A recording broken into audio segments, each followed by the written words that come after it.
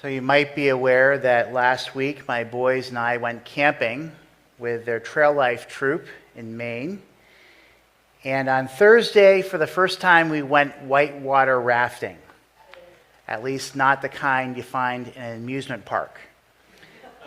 So we were on the Penobscot River in northern Maine. We all put on helmets and life jackets. Each of us got a paddle. You can't raft if you're unwilling to paddle. That's one of the rules. So there's no, you can't be a slouch on the raft. So 6 of us from our troop got into the raft with our guide, Nick, who told us this. He says, if you ever get into the water, remember, nose and toes. Keep your nose up, your head up out of the water, and also your toes, so you kind of float and you don't get trapped. Because if you try to stand up in the rapids, the force of the water can trap you, can even break your legs because of all that water rushing. So almost right away, as we got into the boat, we hit some rapids. There's a drop. He said 14 feet, but I can't believe it. Is that what he said, Isaac? Okay. Well, anyway, we're in our paddles. We paddle up, and we're ready. We see the drop. We're ready for it. And so he says, pull in, and we all get into the middle of the raft, shoulder to shoulder, paddles up, and brace ourselves. And we go down, and lo and behold, everything's fine. Everything's good. We have a whoosh. We get splashed. And then we congratulate ourselves. And the way you congratulate yourself on a rafting trip is you put your paddle in the air and you do a high five to everybody. And so, yeah, we felt pretty good. Oh, yeah, we can do this. Congratulate ourselves. Go down to the next set of rapids. No problem. Is more mild than the last. But then we have to paddle our way through flat water. And so we were, talking. We go 1, 2, 3, 4, 1, 2, 3, 4 all together. A guide counts out how we paddle, and then he says, "Okay, pretty soon we're coming up to another thing of rapids, but we're gonna paddle faster to go through them." And so 1, 2, 3, 4, we're doing it. We're going through. We feel the rush. Keep going. Go through. Okay, we're doing it. We're gonna hit these rapids quick and go through them. But then all of a sudden, we hit something and everyone falls to the right. Those in the left side of the boat go inside. I and my boys are on the right side. Isaac's in the front. I'm in the back. Micah's between us. Micah alone has great balance because Isaac's feet fly up in the air, and suddenly I also find myself in the water, not knowing how I got there. And water is rushing over my face, going up my nose, going everywhere. It's hard to move. There's rocks everywhere. You're kind of, I guess some people pay a massage to hit with rocks, but this is not comfortable exactly. And I have no sense of control. And I see the raft moving further away down, but I'm still in the rapids. So what do? Trying to get a sense of control? I stand up. Yeah, so I stand up. I feel I'm trying to get myself closer, but then I see my friend Mark, and he says, I can see. I think he's saying nose and toes. I'm like, oh yeah, I guess I should do that. But I'm going further. I'm not getting any closer, and I try to swim but thankfully, others in the raft paddle their way towards me, and my friend Mark just pulls me out. I don't have the strength to get in myself, so I quit my foolish standing in the river. Things are washing over me, but I need to be saved. I need to be rescued by my friends in the raft, and then later they go after Isaac because he's in flat water and it's a little bit less precarious for him. But we go down the river a bit more and we hit some more rapids, but there is nothing compared to those moments when I was in the river at its mercy. And other people were watching, and I said, are you entertained? Oh, yeah, we're entertained. They're watching what happened to me. And then we got finally on the land. I shared the experience with a guide, and the guide says, yeah, the river will do what the river will do. There's no fighting the power of water. There's a reality that we have no say over. As much as we'd like to say, time out, this isn't fun anymore, life does not do that for us, right? That we want to say, hey, it's time to get a break. The water's rushing over me, I'm out of control, it's not fun. Life is like those whitewater rapids. We can say anything we want, but it won't respond to our wishes like we want. So what do many of us do? Well, for some of us, we get religious.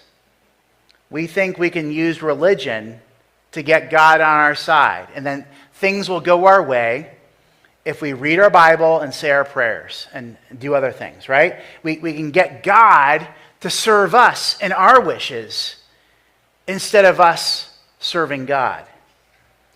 We expect God to adjust himself to us and our desires instead of us adjusting ourselves to the reality that he's God alone and we're not. So yes, we read in the scriptures, and especially as we look at who Jesus is, God is gracious and compassionate. His steadfast love is abundantly shown in the person of Jesus Christ. But we also need to know God alone is God. And so, yeah, Jesus is joyful, he's caring, but he wouldn't be Jesus Christ if he wasn't also the King of Kings and Lord of Lords that all must surrender to.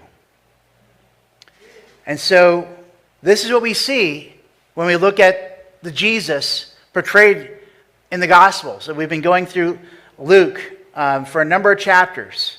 And for 3 years, Jesus and his disciples have been preaching and healing, and they've been throughout Israel, and they're almost at their final destination, Jerusalem, the place of the final climax of Jesus' earthly ministry, his triumphal entry on Palm Sunday, his teaching at the temple during the week. You notice much of your gospel is in that week where he's teaching in the temple.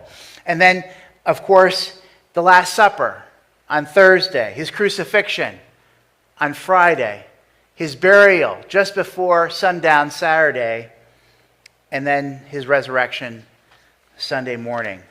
But just before these events in Jerusalem, we see Jesus in Jericho.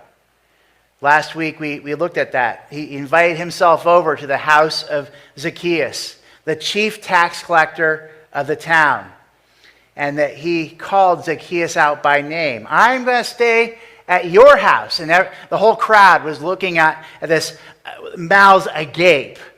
The chief villain, you're going there?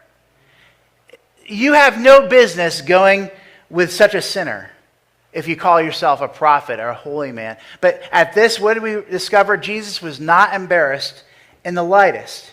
But he doubled down and he said, no, actually, this is what my whole ministry is all about.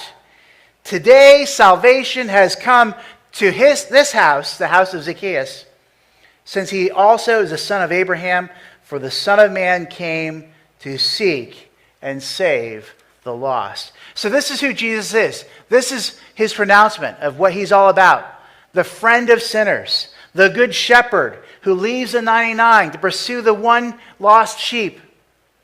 Jesus is the compassionate, the gracious Savior who sacrifices himself so that we, the undeserving, can live. This is the Jesus who heals the sick and delivers people from their demons without asking for anything in return. He is the Messiah that is not vindictive, not vengeful toward others like they hoped he would be, but instead he offers forgiveness to everyone. And he says things like this. We saw earlier in Luke chapter 6. I say to you, love your enemies, do good to those who hate you, bless those who curse you, pray for those who abuse you, do good, love your enemies, and lend, expecting nothing in return, and your reward will be great, and you will be sons of the Most High, for he is kind to the ungrateful and the evil. Be merciful, even as your Father is merciful. So this is what Jesus says. This is what he teaches. This is what he lives out. And some people, they're attracted to him and his message, his person. But other people we see throughout, right, they're quite the opposite. They are repulsed by this Messiah. This is not the Messiah they're looking for. And so as we read the Gospels, we see a figure who is the most polarizing in all history. I know people talk about how we live in polarizing times in our politics and everything, but Jesus was the most polarizing figure. You either loved him or you hated him. Because Jesus was not the Messiah people expected him to be. He didn't come to flatter people and tell everyone how great they are. You know, us Israelites, we're the ones, you know. He wasn't good at giving pep talks. Jesus never does daily affirmations or self-help. Because when he preached his gospel, it wasn't self-help. You know, the gospel of Jesus Christ is 0% self-help. You need to know that, right? It's 100% God help. The gospel is God saves sinners. Period. No room for human pride, no room for human accomplishment.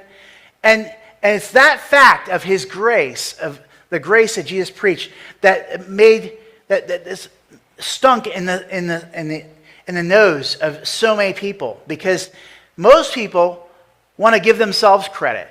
Most people want to think that they're a good person, that they've made out pretty well, and that they've achieved something.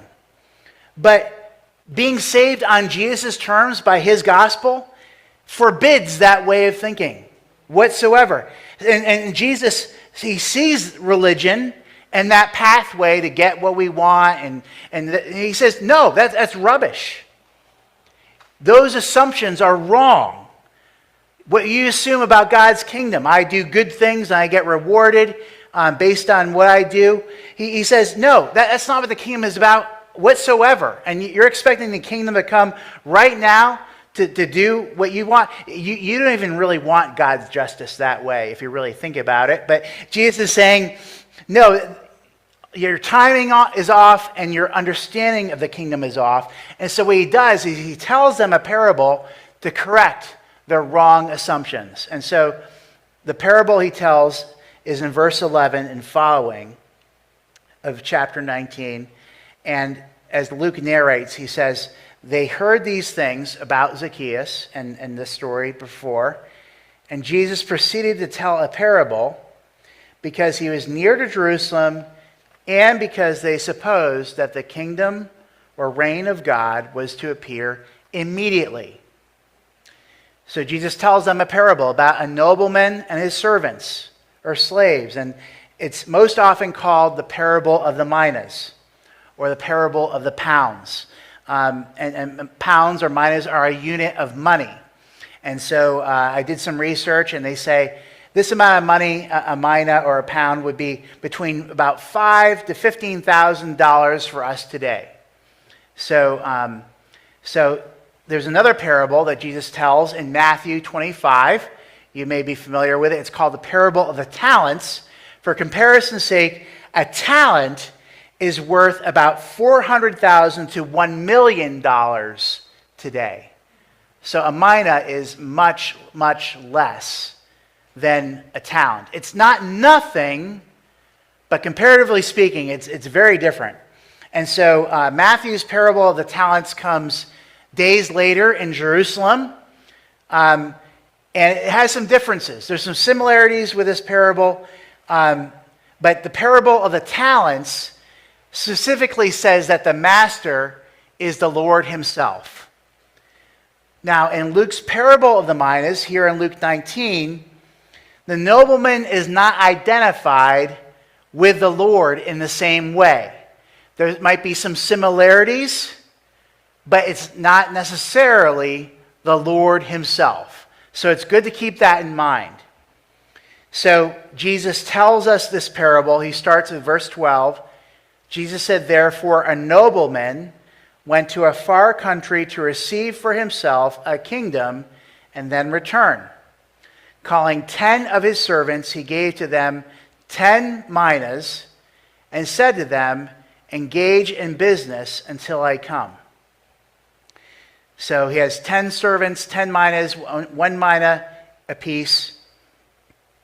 And the nobleman Jesus talks about is comparable to some rulers in Jesus' day, what they would do. So you have a nobleman, they may have a claim to a throne, and then they have to go to the place and be in a process, engage in a process of asserting their claim to be king. So this nobleman seeks to gain power, and he has slaves or servants, and he wants to gain even more power and wealth in the meantime as he goes away. So his glory, his influence can grow, and this is what kings and kingdoms do. When power is in flux, you want to be on the go.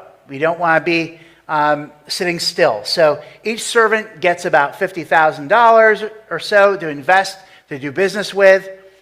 Again, it's not nothing, but it's not $1 million, like a talent or more in that parable. So the servants go to work as a nobleman goes away, but in the meantime, the country's citizens are not happy.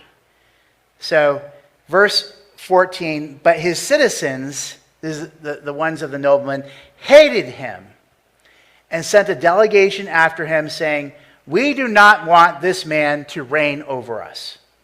So we have the first instance of conflict here. There's a tension here in this parable of the minas.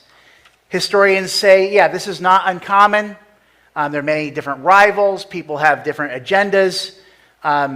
There's no sentence like this in the parable of the talents, just for comparison's sake. So verse 15, it says, "When the nobleman returned, having received the kingdom, he ordered these servants to whom he had given the money to be called to him, that he might know what they had gained by doing business.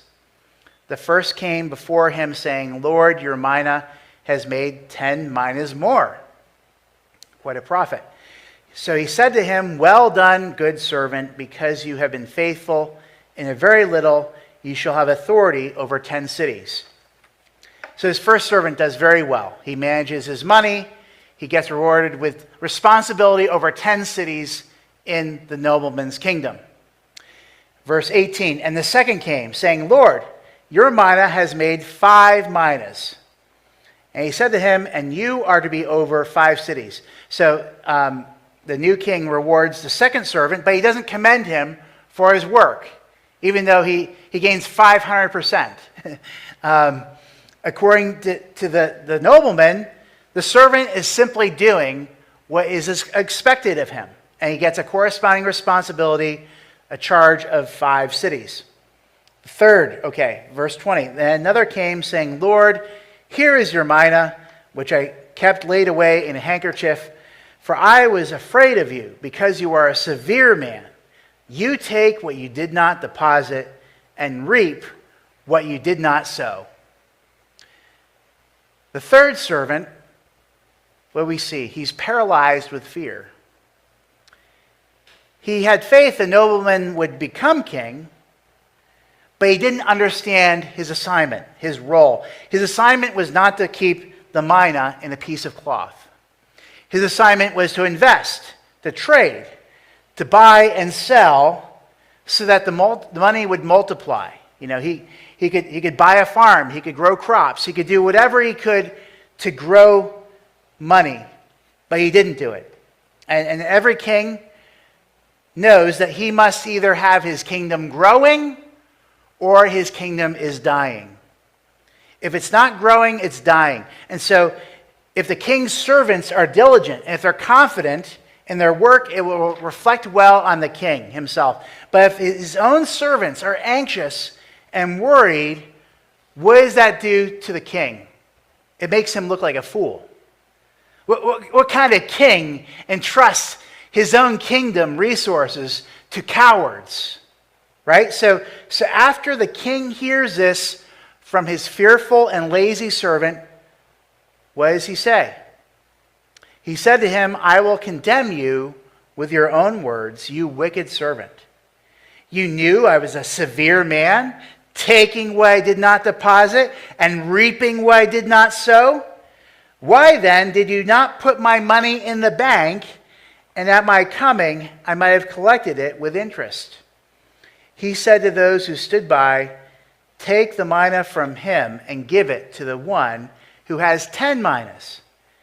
And they said to him, Lord, he has 10 minas already. And that this is the nobleman or the king speaking. I tell you, or it could be Jesus, he says, I tell you, to everyone who has, more will be taken, more will be given. But from the one who has not, even what he has will be taken away. So the boss, he condemns his servant with his own words. The servant's too afraid of the king to do anything. And the king says, okay, if that's your attitude, I'll give you something you can be afraid of. I can't trust you with anything. So what I have entrusted you with, I'll take away.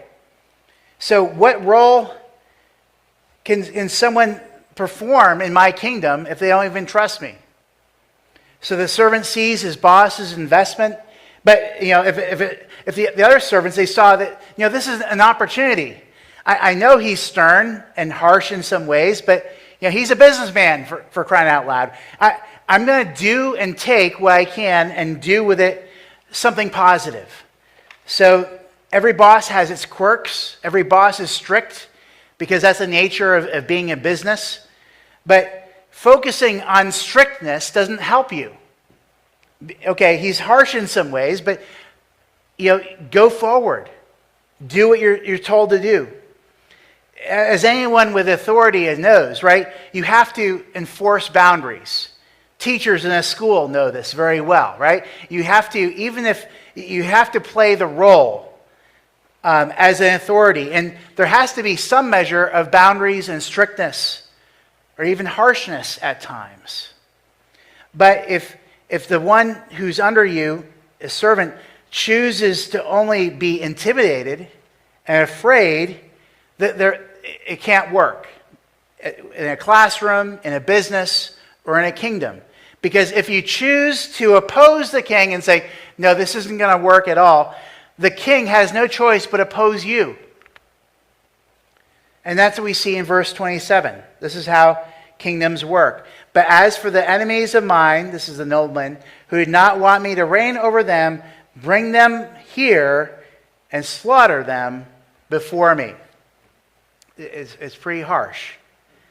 But this is the reality of kings and kingdoms.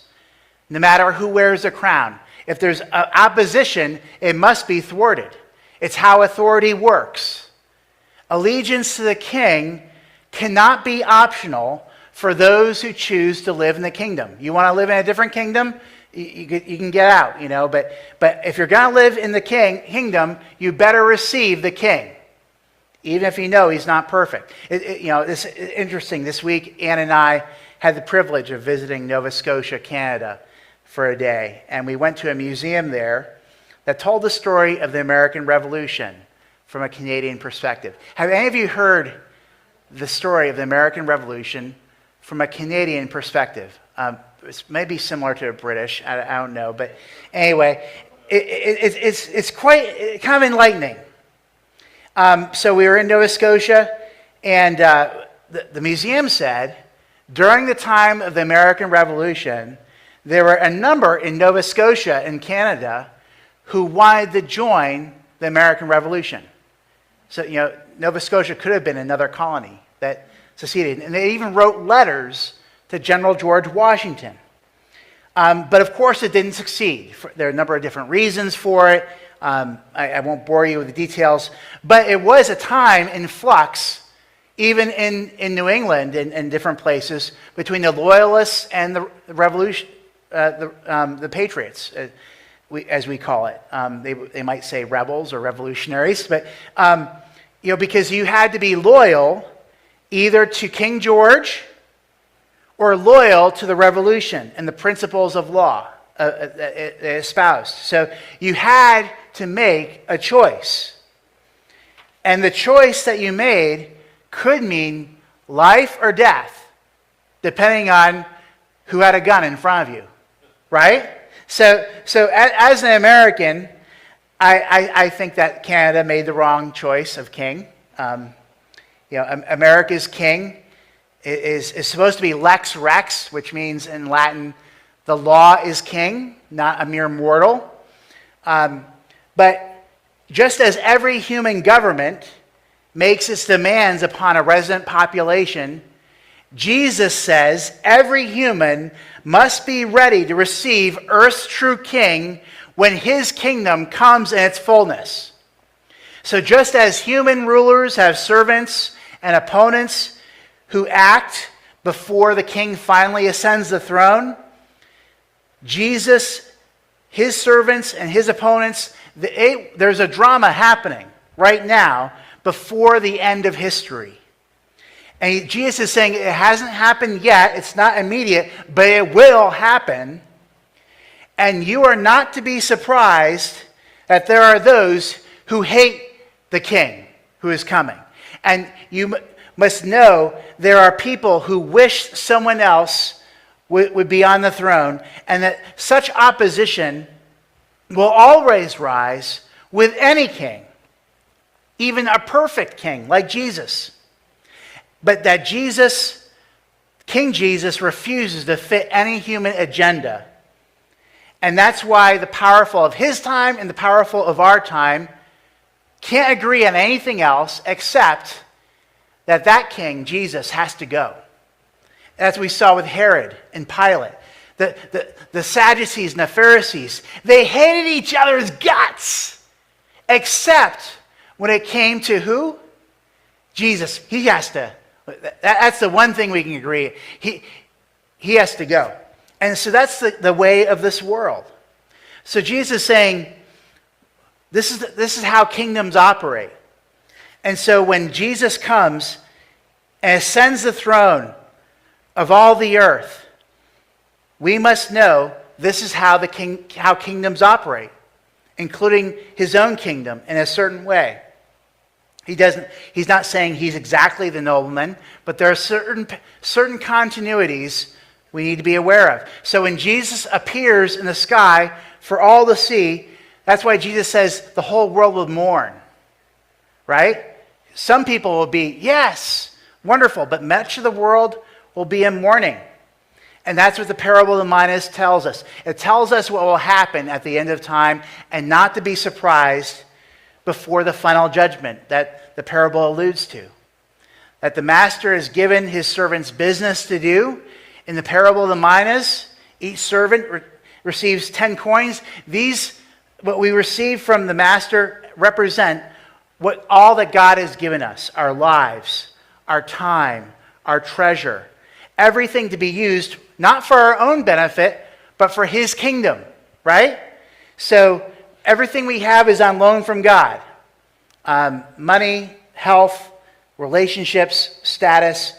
Whatever we receive from God, we will actually leave behind from this world, right? Whatever we have now and whatever we might gain in the future, we can't keep. It has to be given up. And so the noblemen's servants, they are expected to buy, to sell, to do whatever they can before the master comes. In the same way, in Christ's kingdom, we're expected to make disciples. That's what he has called us to do. To share the good news of the gospel. To raise up others who will be conformed increasingly to the image of Christ. That's what we see in Matthew. Go therefore, make disciples of all nations, baptizing them in the name of the Father, Son, and Holy Spirit, teaching them everything I have commanded you, and I am with you always. So if Christ is our King, he expects us to be active in sharing his gospel of forgiveness,